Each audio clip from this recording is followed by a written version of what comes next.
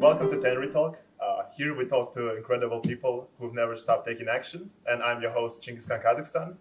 And today our guest is Pieter Sonneveld, pragmatic and passionate marketing and communication manager at Dirkzwager. And yeah, welcome and thank you for having us here at Dirkzwager Kantor. You're welcome. Thank you for being. Yeah, well, let's just start with it right away. And first question is, how did you get here? Where are you today? How did I get here? Well, it was 11 years ago, April the 1st, actually. It was my first day here. And I was working at a job in the middle of the Netherlands for a completely different office. And I was really missing this region and this place to work and live at. So I decided to go for a job in this city. And I was really aiming for a job as a manager of marketing communication because I thought I was ready for a next step in my career.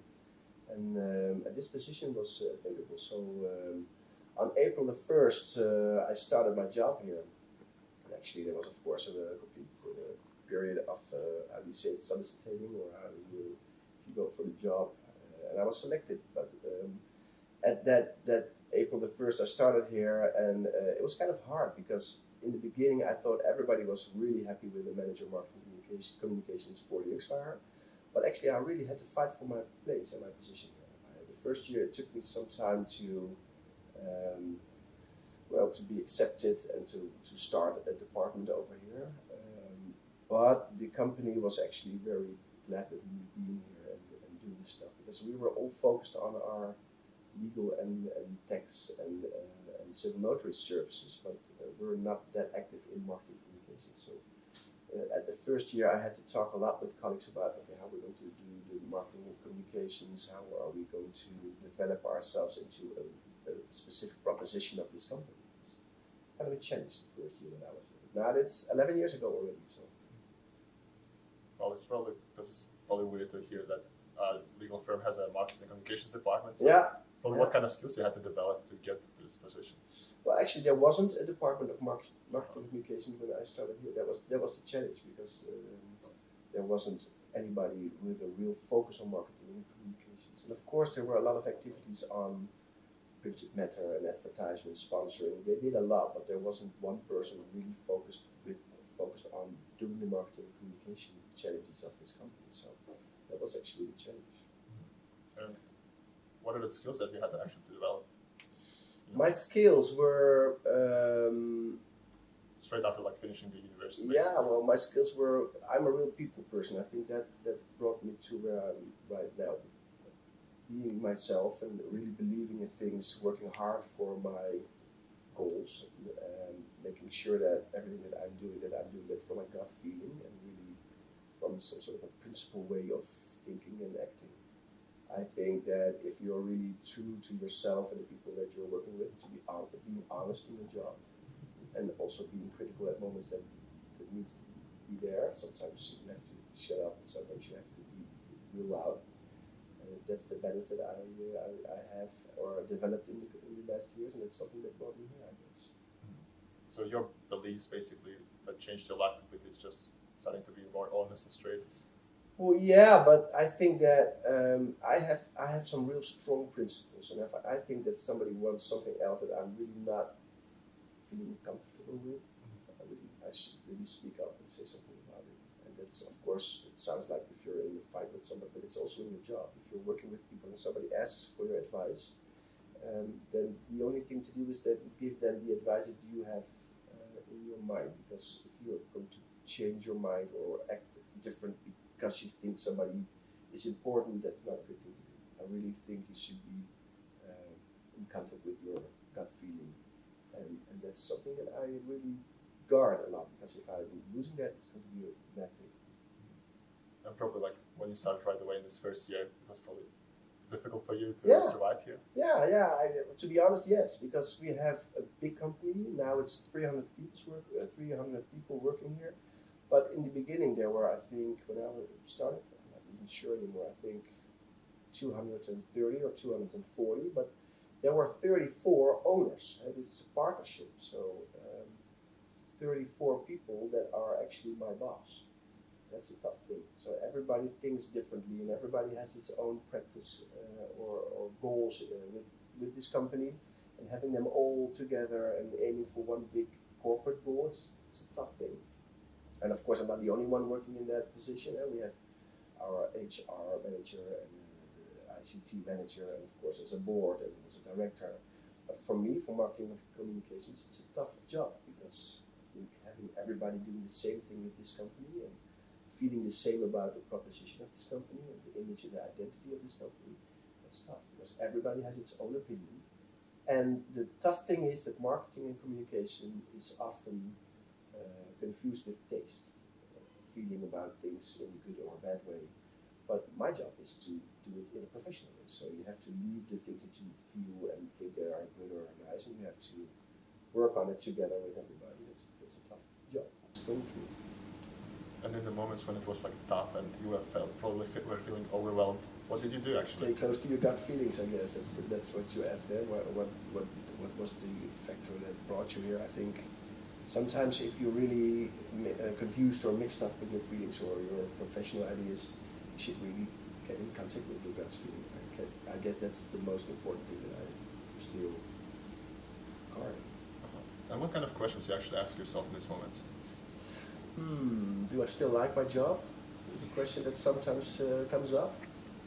But I do still love my job. I still do things that makes this job worth doing because we are still in transition and growing with this company. And my value for this company, I guess, is also an addition that I still feel is good. But the moment that I'm doubting that, the moment that I think that my value for the company is gone or somebody else is going to be better in my job, I will be leaving, I guess. So the questions that I'm still asking is, do I have a value for this company? Am I repeating my job? Is there a challenge that is not a new one? Those are questions that I really think that are important. But working with new people, my team is growing, makes my job every time worth doing and fun. And then you've been working here for 11 years, so probably you've been asking this question a lot yourself. Well, actually, that routine of my work is still changing. If I do, like, if there's 1 year the same as the year before, I'm going to be in trouble. You see, but in these 11 years, I never thought, hey, now we're going to do the same thing again. Every year we had a new horizon to work with, or new ambitions, or new goals, or new people. And every time I was able to add in the next step of this company. So that's an important one, because you're right, if that's gone, I'm going to be in trouble. And then I'm going to ask myself, am I still the one that needs to be doing this job? But till now, 11 years already, I've never came to the conclusion that that was the case. So I'm still here. And in order to innovate throughout this 11 years, what have you been doing? Have you been reading any books or anything? I develop myself along the way. Every time with people that are working with me, give me the skills of going through the next steps. But I didn't really read specific books, but the organization and myself, I think we grow in an organic way because we took steps in every year, a new addition, and every year we have new propositions and activities. Like we started off by sharing knowledge, our legal and civil notary knowledge. And at a certain point we were really talking about content marketing, but we never went outside for training of content marketing. We just did stuff and developed ourselves in that case. So I never really read books, but I worked with a lot of expertise and a lot of people outside the company. They taught me a lot just by doing things. But I do think that it's a good thing to go for a study outside your work. So actually I'm looking for a training right now, but it hasn't been there before. So in the 11 years, we just grew.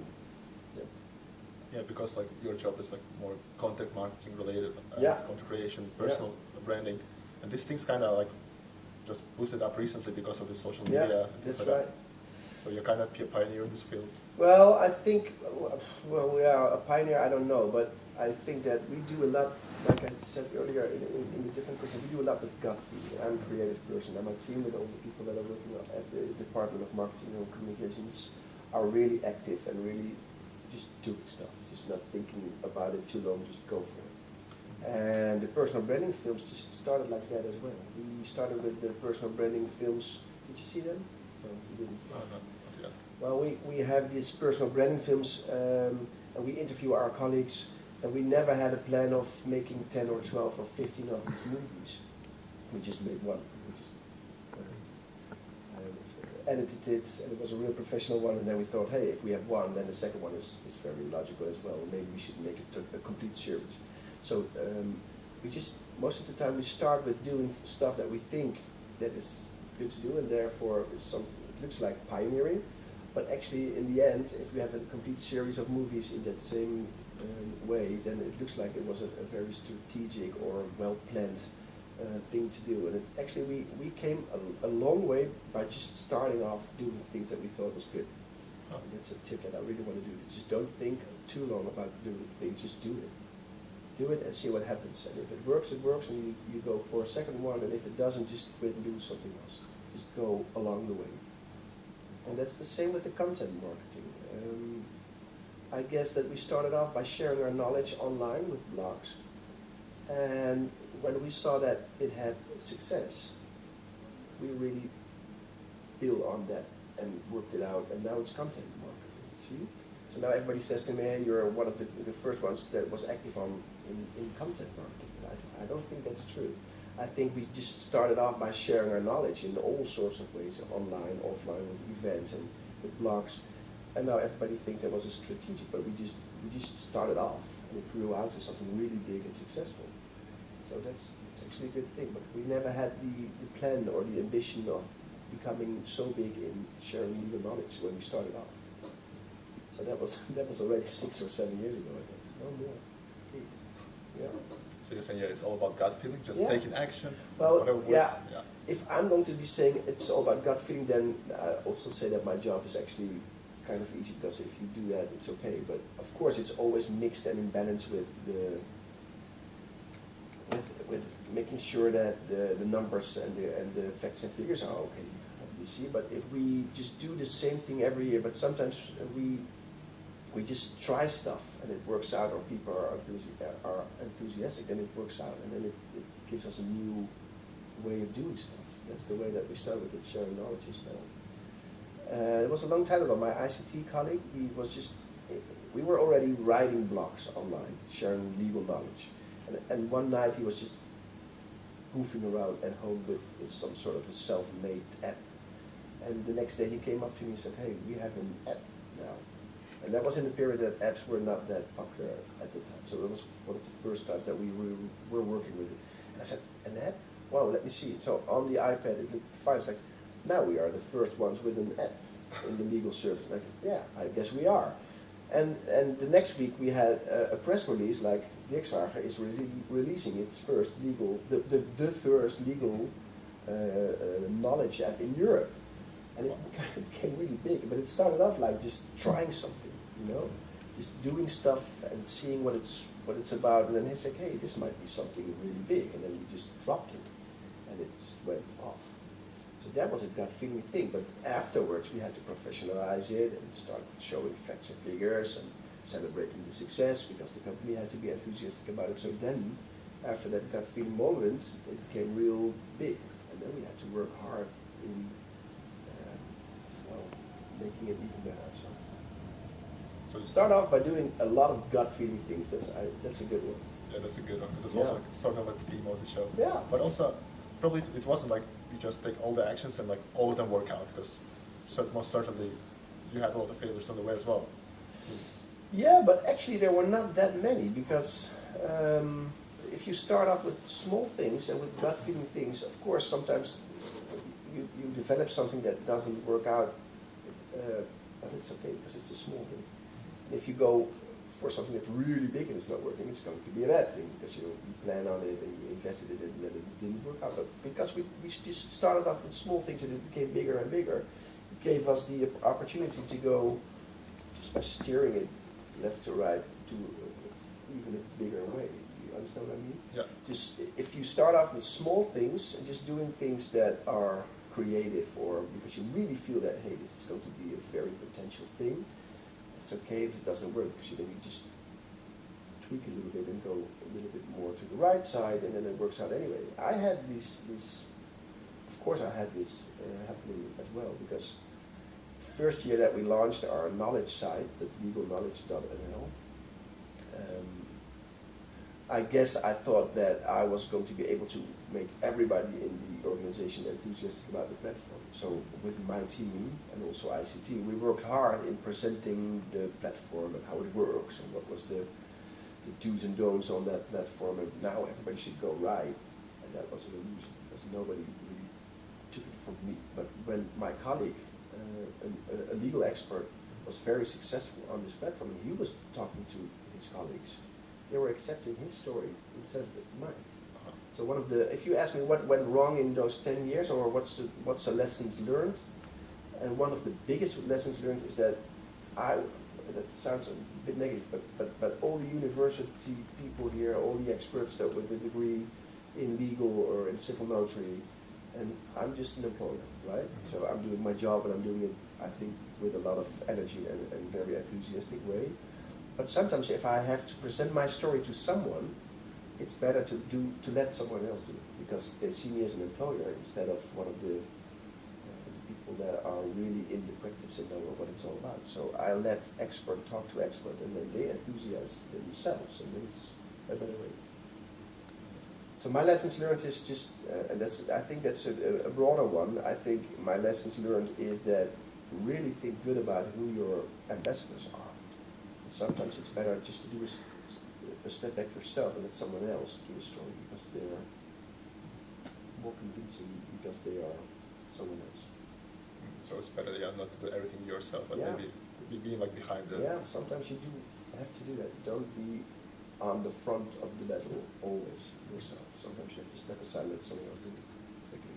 Right. That doesn't mean that you're not directing it or not in the lead, but sometimes it's a real good thing, just let someone else do things and give them the honor, for instance.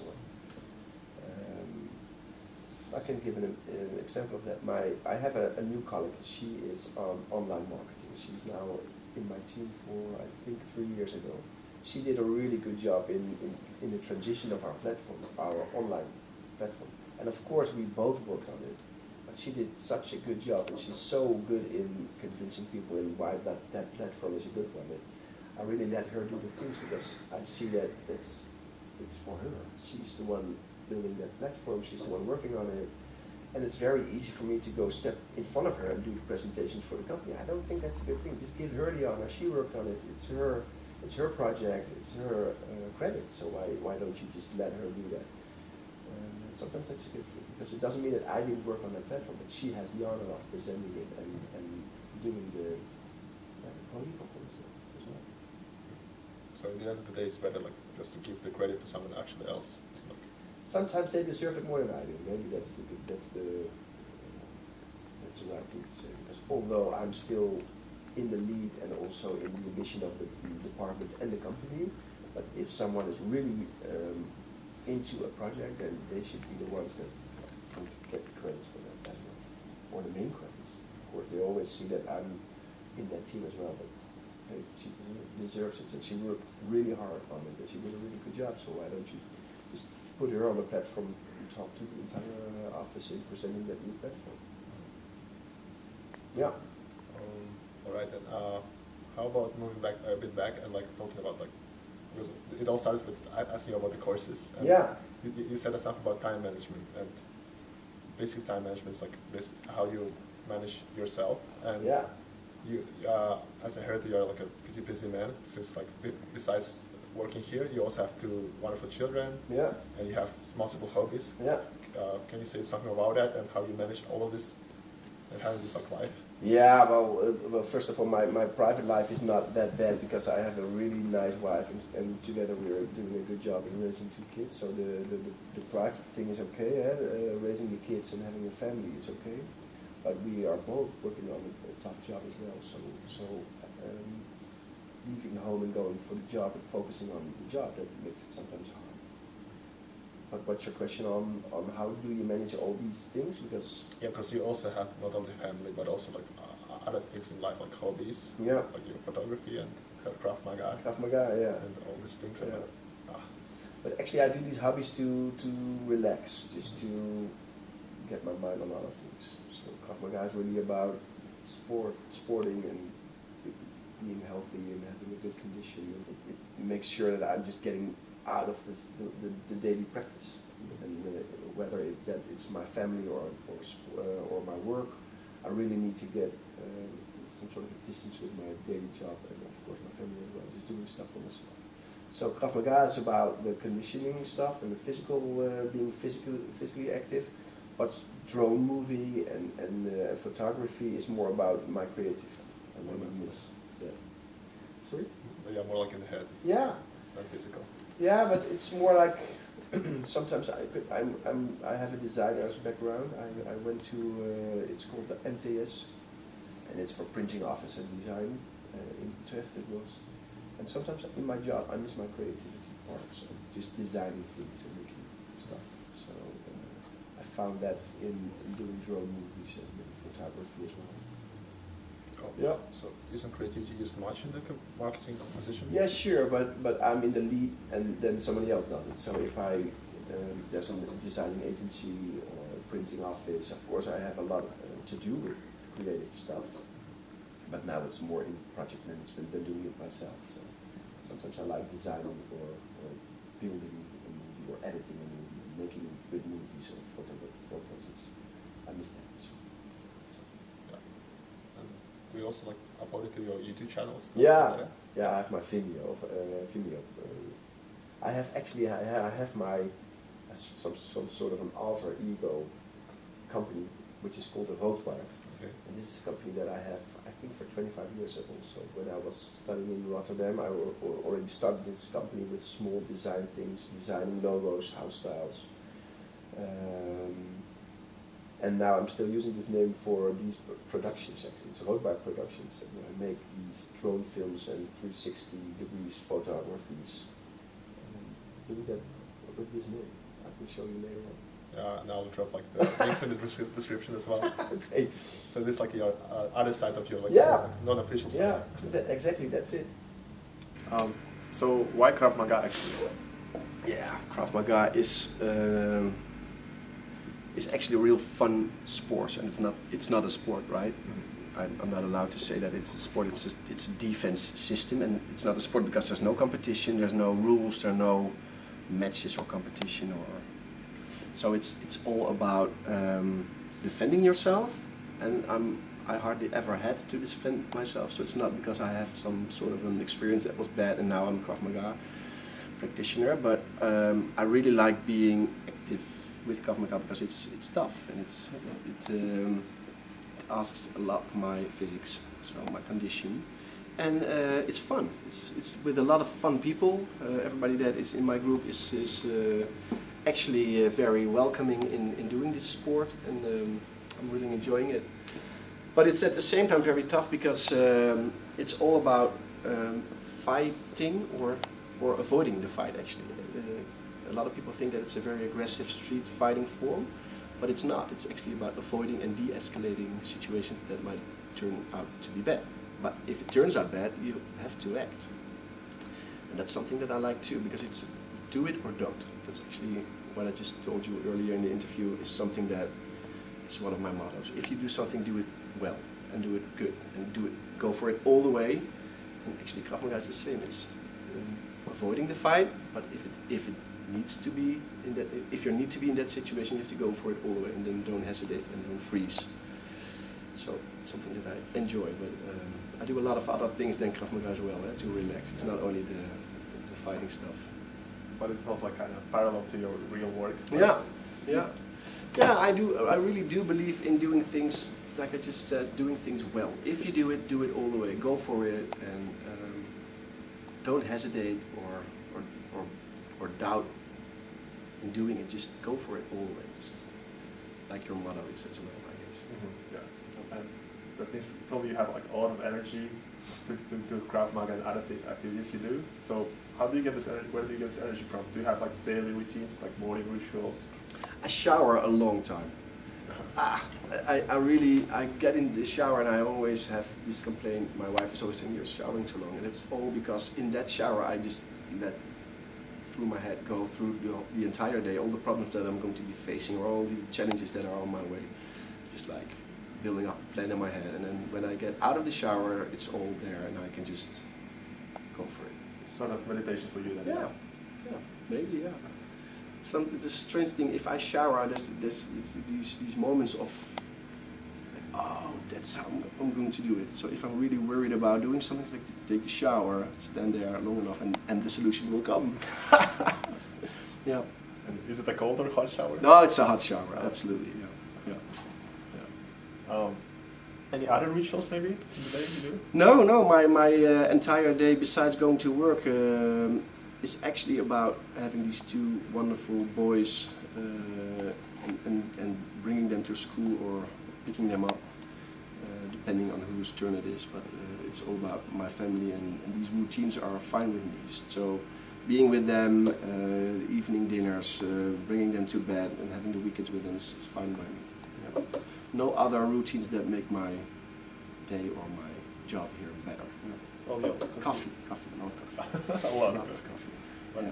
Because you're always so positive, so maybe like wake up and like smile right away then. Yeah.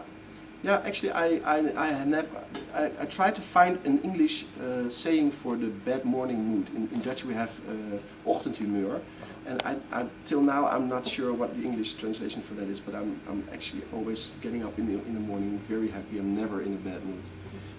And of course, sometimes there are challenges that are upcoming in a week that are troubling me. Therefore, the shower is kind of a good thing. But at the same time, I'm always smiling and I'm exactly in a positive way doing my job, going to work. Yep. All right. But ask that my wife again.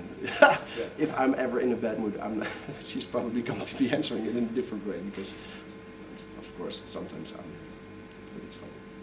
Yeah, maybe like a nice present for her will be like a second shower. Yeah, a second shower. Yeah, right. Yeah. But you also like work a lot with the youth and actually like help like a lot of companies. Yeah. Because you participate also like in things like TEDx and startup. Yeah. And that gives me a lot of energy. Although it takes a lot of time, and of course it's I don't have that much free time, but I really enjoy accompanying or coaching smaller companies or initiatives like TEDx. That's fun. That's some sort of a hobby too, but how nice it is to be sharing my knowledge and my experience with companies that can really use it. My brother is a real estate agent close by, and I really help him with these productions of movies and films, and sometimes he has some communication or marketing issues that he's asking me, so I'm really enjoying helping him as well. So it gives me energy. And you provide help without asking anything in the project? Most of the time I won't get paid for that, but it's fine with me. But do you see like something else coming back to you in this life? Like? Do you believe in karma? Yeah, in a way. I do too. I really think that helps. Karma might be a bit too typical, kind of typical, but I what comes around goes around. What goes around comes around. That's the saying. I really do believe in that. Yeah. That's true. Yeah. So you're trying to always create like a win-win situation. Yeah. And sometimes I get disappointed in people or organizations that are in need of help, and then you help them and you never get in contact afterwards, or you never hear a thank you note, but that's fine. Yeah. Whatever, yeah. Yeah, that's whatever. It's my gut feeling. If it gives me the energy and the positive vibe of doing other things, it's fine with me. Yeah. Alright.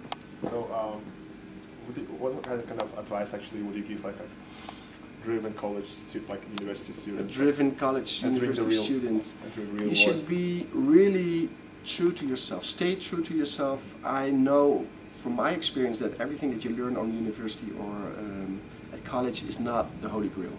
So go out, do the things that you really need to do or like to do to be growing in becoming an employer or maybe an entrepreneur somewhere. No problem with that. Just do it.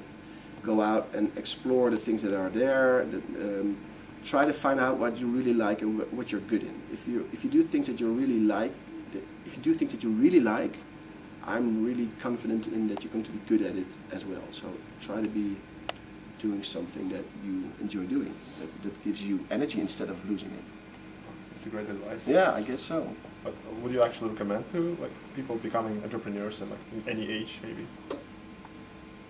I do see some sort of a trend that a lot of young people get entrepreneurs, and I do think that being an employee is going to be out of fashion someday. There's going to be a situation that companies are not hiring people as an employee, but maybe it's good for people to do freelance jobs or being an entrepreneur themselves. So I really do think that if you have the ambition of being an entrepreneur, just go for it. And I don't think that there's a specific age. Just go and explore and just examine your possibilities, I guess. And okay, then do you have any actually quote to like end our interview by? To end the there's one that I haven't mentioned in some sort of a way earlier in this interview, but the one that I'm planning on writing on the wall is it's okay to be nervous, it's okay to fear activities that you're planning on, but acknowledge them and do it anyway. So feel the fear and do it anyway instead, and do it all the way. It's, I guess, a good addition to that. Yeah, that's a great quote. Yeah. Feeling fear is good because it gives you the reaction your body and your mind needs to actually do a good job. So people that are running away from nervous feelings or feeling fear or anxiety is a bad thing. It's okay to be going on a stage before a big presentation and think it's, oh my God, what am I doing? Why am I here? That's good. Just do it. Because it actually helps you in a better performance, I guess. So it needs to be there. If I do a stage job, the day that I'm not feeling any anxiety or fear on that moment is a bad thing, I guess. You really should be in the feeling with your body and everything that happens there. That was bad English, right? No, it was perfect. It's easy to understand. But yeah. Thank you very much for the interview. And good luck with the next ones. Yeah, thank you. And see you all around as well. No, it's not perfect. Is it fine if I do that? No. Oh, okay. Sorry. Is it? No. Okay. My colleagues will get angry. Just yeah. Oh yeah. Do the turn. All right. Say what you're gonna say. It's been filming the whole time. Oh, okay. Thanks for watching this video, and we had a great time. So like and subscribe, ring the bell, and I'll drop all the links in the description. See you next time. Bye.